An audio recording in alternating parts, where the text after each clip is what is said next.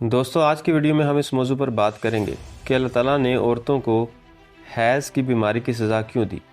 تو چلتے ہیں ویڈیو کی طرف اور اس حوالے سے دو روایات پر نظر ڈالتے ہیں۔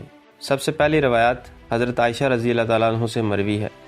بنی اسرائیل کی عورتوں نے لکڑی کے جوتے بنوائے تاکہ مساجد میں مردوں کو جھانک سکیں، چنانچہ اللہ تعالیٰ نے ان کے لیے مساجد حرام کر دی اور ان پر حیض کو مسلط کیا۔ دوسری روایت حضرت ابن عباس سے مروی ہے۔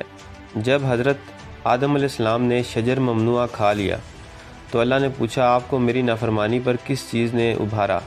تو عرض کیا میرے لیے اس کو مزین کر کے حضرت حوا علیہ السلام نے پیش کیا تھا۔ تو اللہ تعالیٰ نے فرمایا میں نے اسے یہ سزا دی ہے کہ سختی کے ساتھ حاملہ ہوگی اور بچے بھی سختی کے ساتھ جنے گی، اور میں اسے 2 مرتبہ خون آلودہ کروں گا مہینے میں۔ جب حضرت حوا علیہ السلام نے یہ سنا تو زور سے رونے لگی۔ اللہ تعالیٰ نے فرمایا تو بھی اور تیری بیٹیاں بھی روتی رہیں۔ حافظ ابن حجر رحمۃ اللہ علیہ نے یہی روایت فتح الباری میں مختصر ذکر کی ہے اور اسے صحیح الاسناد قرار دیا ہے۔